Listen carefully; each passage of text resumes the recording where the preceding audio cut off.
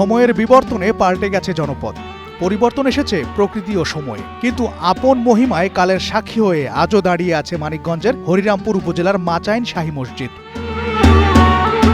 শিলালিপি অনুযায়ী 1501 খ্রিস্টাব্দের শেষ ভাগে মানিকগঞ্জ শহর থেকে প্রায় 20 কিলোমিটার দূরে হরিরামপুর উপজেলার মাচাইন গ্রামে মসজিদটি নির্মাণ করেন হোসেন শাহ।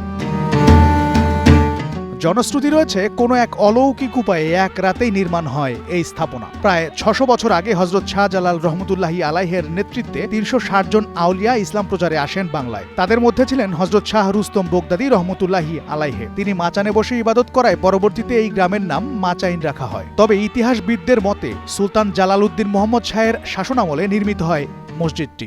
এটা বহুত পুরান আমলে 700 বছর আগের মসজিদ। এখানে হযরত শাহ রুস্তম বগদাদী আলাইহিসসালাম উনি এখানে ছিলেন। এখানে 12 জন আউলিয়া আছে বাংলাদেশে যে আসছিল, 12 জন আউলিয়া, তার ভিতরে উনি একজন। 360 জন ওনাদের বহরে ছিল।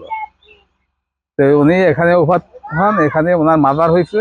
এখানে এই মসজিদটা অনেক দূর দূরান্ত থেকে মানুষ আসে, প্রতি শুক্রবার এখানে মানুষ সিন্ধি মুখী দেওয়ার জন্য এখানে আসে। সুলতানি আমল থেকে জিনিসটা হয়েছে এরকম আমার দাদা বাবা দেখে আসতেছে, আমরা তাদের মুখ থেকে শুনছি, আমরাও এখনো তাই দেখতেছি। এই জিনিসটা সংস্কার হওয়ার আমাদের বিশেষ প্রয়োজন। সংস্কার হলে জিনিসটা ঐতিহ্যটা থাকবে।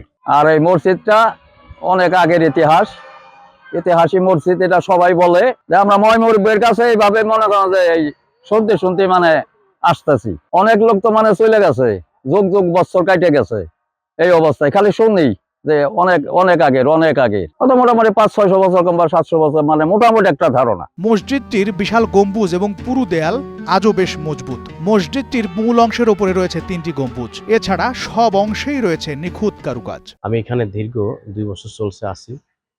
এখানে মসজিদটা অনেক পুরাতন, প্রায় 600 বছর আগের মসজিদ। এই মসজিদের কিছু সংস্কার করা মানে খুবই দরকার, খুবই জরুরি। তার মধ্যে গম্বুজগুলো নোনা ধরে গেছে এবং ভিতরে যে পিলাস্টারগুলো আছে সেগুলো মানে ওই খুশি পড়তেছে।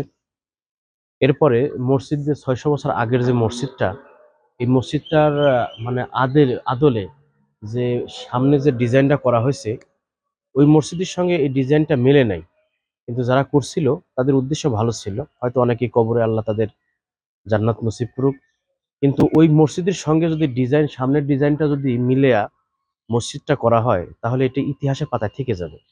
ভিতরে অনেক সমস্যা, নামাজ পড়তে মানুষ খুব কষ্ট হয়, ধুলাবালি পড়ে। এরপরে গম্বুজগুলো প্রায় ওই রকমই।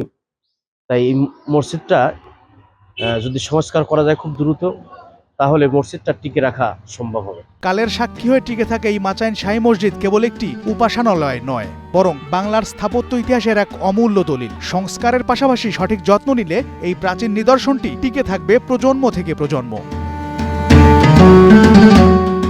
জাফর আহমেদ শিমুল, গ্রিন নিউজ ডেস্ক।